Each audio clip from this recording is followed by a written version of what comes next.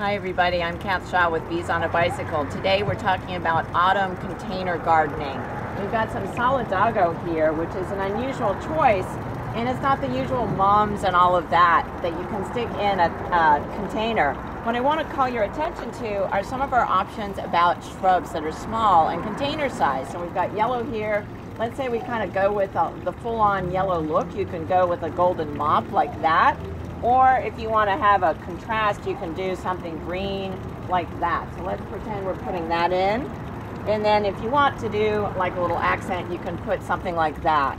Down here, we've got some asters and then blues in the garden, which are my favorite, in this yellow pot. So the yellow and blue are kind of opposite on the color scheme, on the color wheel, and so those can come together in another smaller pot if you want.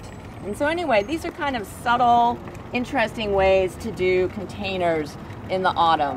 And if you have any questions, feel free to come and talk to us. Bye-bye.